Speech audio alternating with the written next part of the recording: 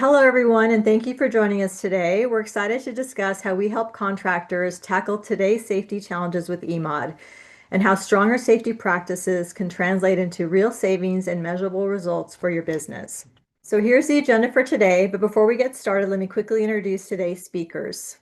From the eMOD side, we have myself, Eileen, and my colleague, Hannah.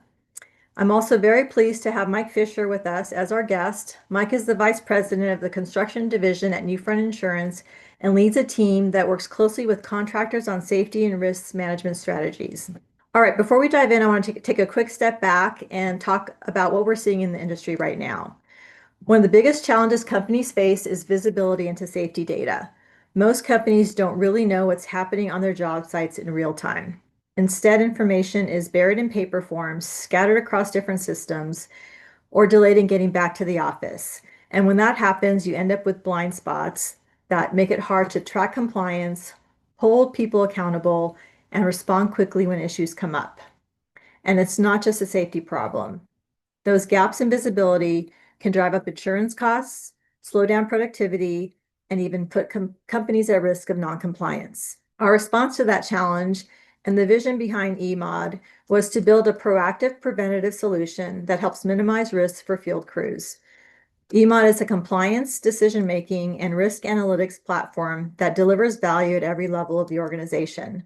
The goal is to empower crews and leadership to make smarter, safer decisions every day.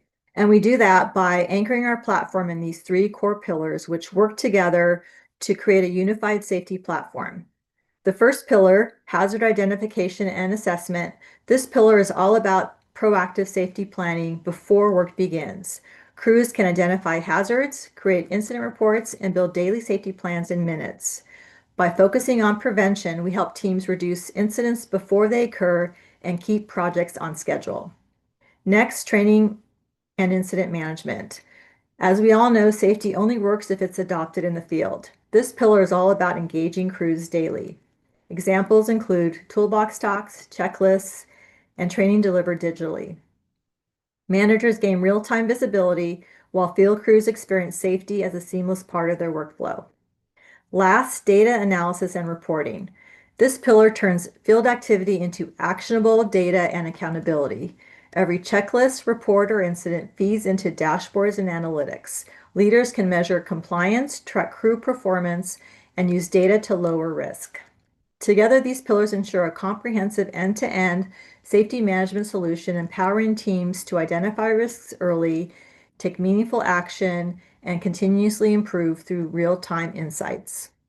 So what's included in the platform? I'm now going to turn it over to Hannah to give you a quick overview and some highlights. Thank you, Eileen. So a few highlights before we dive into some of our main features. We do everything starting from onboarding all the way through to incident reports. So that includes crew profiles, your safety binders, forms, daily safety plans, observations, safety audits, and toolbox talks. We are built for the field by the field. This allows the platform to be easy to use, accountability where it matters most, and intuitive bottom-up design. You can see here that we allow for big buttons, so when you're wearing your gloves, those are easy to click and very visible for everybody to see. One of our main features is crew profiles and certification tracking. So this allows us to go ahead and have faster crew readiness, reduce delays, and consistent and standardized training. So these crew profiles are available within the app and within the web-based platform. Next, we allow for safety plans. We recognize these as pre-task plans or PTPs. They improve daily alignment, fewer communication breakdowns, and aims us for a more safer and efficient job start.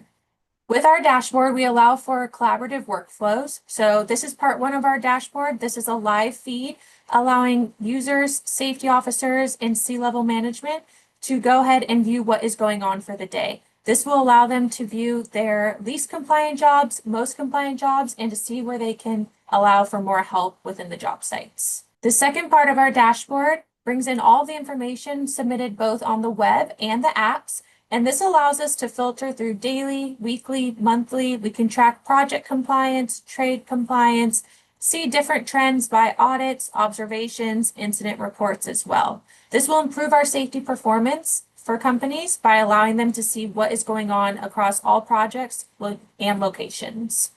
And I'm going to pass it over to Mike from Newfront. Awesome. Thanks, Anna. Again, Mike Fisher. I'm a vice president in the construction group here at Newfront. We work with some of the largest and most successful contractors, builders, and developers all across the country.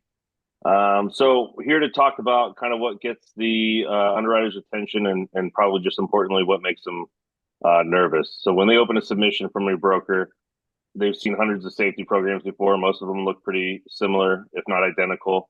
I'm guilty of it. My clients don't have them sometimes. I give them a template and they send it off and it checks the box for the underwriter. But it doesn't really show how safety lives in the field, which is kind of the first red flag. Second is the story is being told by lagging indicators in most situations, right? So things like your EMR rating, your OSHA logs, your loss runs. Those are all things that happened in the past and showing and really show how you're reacting to safety rather than getting ahead of it, which carriers have seen before and they kind of know how that story ends. So finally, documentation gaps, things like missing subcontractor vetting or orientation logs or showing corrective actions, kind of make underwriters pretty nervous, especially in a situation where subcontractors and multiple contractors on the job is one of the leading indicators for litigation on a job. So kind of getting into what underwriters are looking for, what they're asking themselves, what they want to see. First step is they really want to see how mature your safety culture is. Is leadership engaged in the safety culture, or are they just kind of checking boxes and being supportive on paper? Are employees empowered to identify hazards and risks on a job site, right? I'm sure we've all been on a job site or a part of a company where an employee brings something up and the mentality is more, hey, kind of let's ignore that and let's not worry about it because we need to get through this. So something along those lines obviously is pretty proactive and helps the underwriter understand what's being done from a safety standpoint. What happens when something happens? How quick are you to react? How fast can we close the loop? Documented return to work programs that help control claim costs. The more of this you can show, and the more that it's backed by real data, the easier it is to negotiate. Your broker to negotiate pricing, the coverage structures, broader coverage, all those kinds of things. They're really looking for consistency, transparency, and prove that you're managing risk internally, not just checking the boxes and doing what's managed by default. So the role of the safety practices in the underwriting and renewal conversations. Your documentation is more than just compliance; it's leverage negotiation or negotiation leverage rather. When you can hand over clean, consistent, timestamp safety records, you're not showing that you have a program. You're showing that it works and it's something that's part of your culture. That really matters when it comes to justifying credits from an underwriting standpoint, how they can increase your pricing, obviously lower your deductibles, broaden your coverage. Anything along those lines is where your safety program is really going to help.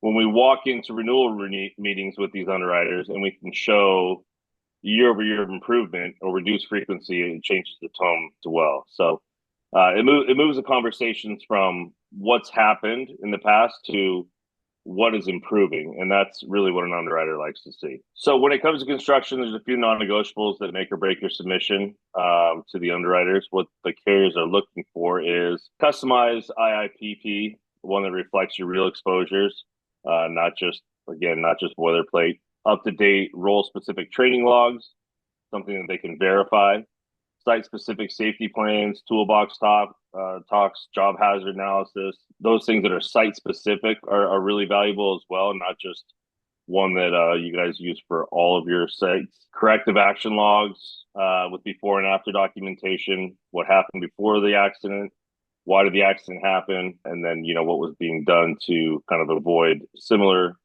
actions in the future. And then, of course, good safety records from committee meetings, investigations, incident investigations.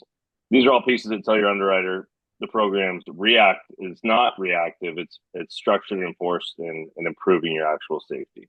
So kind of in closing, when you're using technology like eMOD, you're taking safety from something that's documented after the fact, which is pretty standard in the industry, to something that's alive and in real time and verifiable, which is a huge differentiator.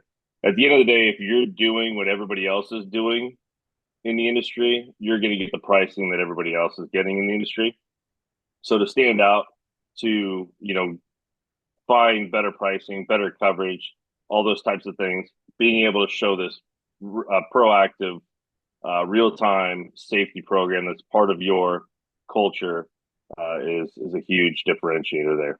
I think that's all I got. I appreciate Hannah, Eileen, for having me on. Great. Well, thank you, Mike, and everyone for joining us today. If you'd like to learn more or schedule a personalized demo, please don't hesitate to reach out. We look forward to continuing the conversation with you.